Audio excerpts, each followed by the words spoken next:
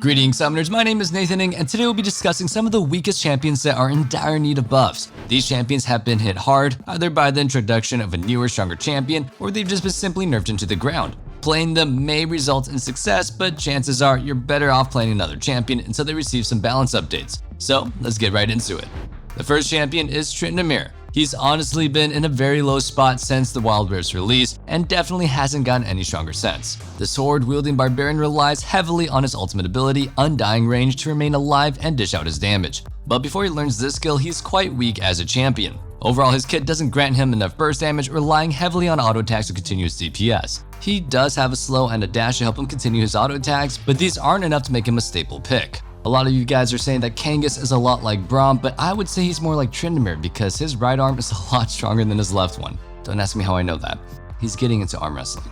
Now let's consider the meta in Wild Rift. The best way to win a game is to wombo combo some burst damage and or crowd control. Essentially create the situation where your enemy is unable to react and destroy them before they can recover. I'm sure that we've all been terrorized by champions like Akali, Diana, and Rankard enough times to know exactly what I'm talking about. These champions have either insane burst damage, dashes, or some sort of busted team mechanic such as area of effect crowd control or invisibility to grant them an advantage during fights. Tryndamere, on the other hand, has none of these. He's often left at the whim of the enemy, waiting for them to mess up their formations rather than create the opening himself. His dash is too slow, and the damage he deals after is much more consistent auto attacks rather than burst damage from his abilities. This means that players have more than enough time to react to his engage. This leaves them extremely vulnerable to crowd control and overall disengage, rendering the champion practically useless. Even if he does pop his ultimate, he can't survive nearly long enough to deal the damage necessary to carry his weight in a team fight. In addition, his only crowd control is a lackluster slow, and definitely doesn't provide enough lockdown in a team fight to make the pick stand out. He's super weak right now and very much needs some buffs if he's ever to see any prevalence in Wild Rift.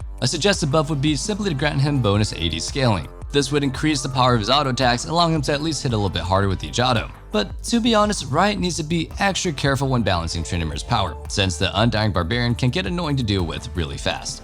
Before we move on to the next pick, question of the day. What meta do you want to see in Wild Rift? I personally would love to see a tank meta, especially with the amount of burst damage assassins that have been running rampant on Wild Rift. But we would love to know what your answers are, so make sure you leave them in the comments down below. And if you're looking to discuss Wild Rift with more players, join our Wild Rift Discord channel. We're growing quite the community, so come join us and choose my side or Kangas' side.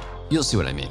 The next pick is Vayne. Ever since her nerf in patch 1.0a, she completely fell off, lacking the single target DPS to grant her a fighting chance. When Blade of the Ruined King was buffed, she managed to receive a glimmer of hope, only to have the item nerfed specifically for ranged champions, once again rendering the Vayne pick completely garbage. The biggest issue with Vayne, excluding her extreme focus on single target damage, is her slow scaling into the game. In League PC, she's known for being a hyper late game carry with a weak early game. Wild Rift is far less understanding of such a champion model, since the early game essentially determines the tides of the entire game. Lose the early game and you'll likely lose the entire game.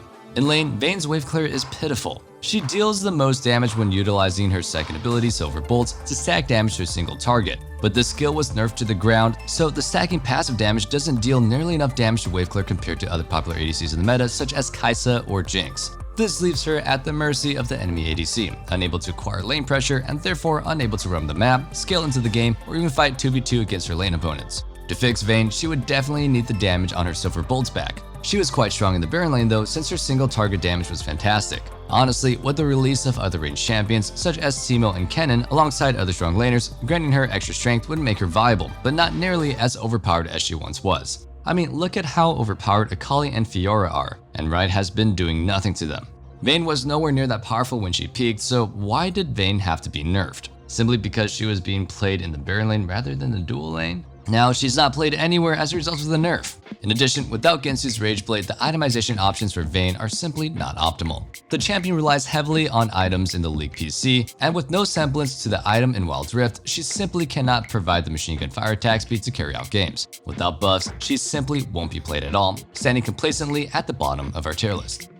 If you're curious about the other champions ranking for this patch, be sure to check out our latest tier list discussing exactly that. The list should help you understand what champions have found their home in the current meta. We even have a high elo tier list for those of you who are looking for advanced levels of play. Another dual lane champion that is in need of some love is Soraka. She hasn't been strong at any point of the game, and as of now, locking in the champion feels almost troll. Her kit, in theory, sounds like it'd be useful, providing heals globally for your entire team, but in actuality, the healing that she provides comes at too great of a cost. Her second ability, Astral Infusion, grants an ally health at the cost of her own. In a game where burst damage is king, sacrificing your own health is simply not worth it, creating too great of a risk for dying soon after. In lane, her first ability, Star Call, is actually quite decent. It's a range area effect slow that grants her some sustain. Utilizing the ability to poke down the enemy becomes really annoying really fast, but the rest of her kit doesn't deal enough damage or provide enough crowd control to lock down two key aspects of a great champion. Imagine you first pick Soraka, the enemy team picks Rengar jungle, Akali Baron lane, Leona support, Diana mid, and Ezreal ADC. You would practically be useless and likely die instantly before you could position to heal your team effectively. You're essentially a walking target, or a cannon minion. The most that you can do is buy a stasis enchant and hope that it's long enough to survive the onslaught that is about to ensue. Additionally, since healing costs a chunk of your health, the more you heal, the more in danger you become for the assassins on the enemy team. For itemization, Harmonic Echo and Ardent Censer will definitely be your go-to items, but with both of these items having increased in price, she can't effectively reach her power spikes in time to influence the game.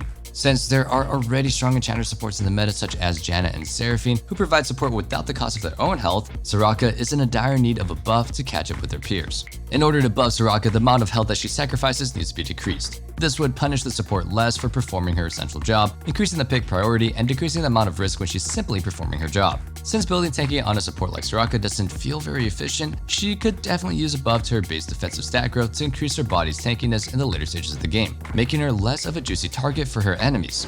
Auriel Soul definitely needs some numbers adjustments. After he was absolutely butchered in patch 2.1b, he has definitely not been played the same. The nerf hit his orbs extremely hard, decreasing the damage on the ability substantially for the early stages of the game. Currently, he lacks the damage to take priority lane, losing out in wave control to practically every top tier mid champion. Since wave clearing is probably the most essential aspect of a mid lane champion, this creates a very low priority pick for Auriel Soul, especially since his base mechanic relies on roaming.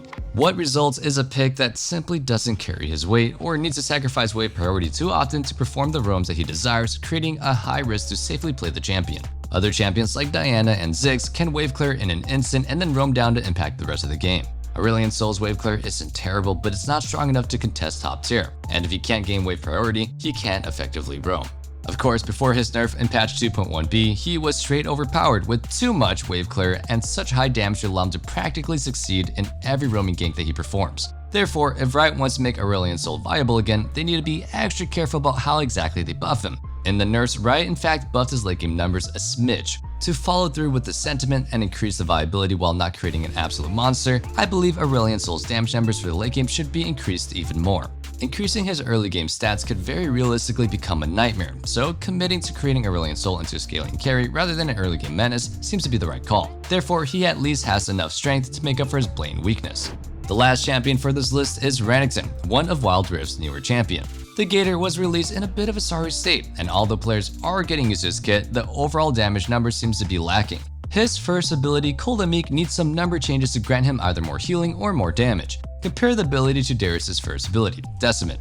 They perform essentially the same job, spin in a circle, and heal depending on the damage dealt. Darius' healing is out of this world, while Rennickson is rather disappointing, like my love life. The pick should reward high levels of play and allow for a great 1v1 Baron lane bully, since he has gap closers, a single target stun, and strong combo potential. But instead, the Butcher of the Sands often loses out in lane, and you'll find many Rennickson players constantly blaming their jungle with no other excuse to fall upon. Of course, he is a new champion with quite a bit of nuance in order to master the pick. So, Wild Rift players may simply not have a strong grasp on how to play or build Rennickson, similar to how players used to think Katarina was weak upon release. Now, we all know how that ended up, right? Before we can deem Rennickson as 100% garbage tier, we definitely need to wait a little bit longer until the player pool actually understands his kit. Once some time has passed, I'm sure if Rennickson is still underperforming, Riot would definitely give him a buff in the near future. I mean, look at how much they buffed Diana, Pantheon, and Leona upon their release. It's pretty clear that they want their newer champions to do well in the meta. On a little unrelated note, this pattern is a little bit sad for champions like Soraka and Tryndamere who have been out since release. They're unlikely to receive any attention, since Riot's focus is very much on the newer champions. Especially with Senna, Lucian, Irelia, and Riven soon coming out, it's safe to say that Riot has a lot on their plate, and that buffing bottom tier picks isn't their biggest priority. Anyway, thank you guys so much for watching this video, and if you enjoyed the content, be sure to hit that like button and subscribe to the channel for everything Wild Rift related. Again, my name has been Nathan Ning, and as usual, stay safe, stay healthy, and have a wonderful day. Peace.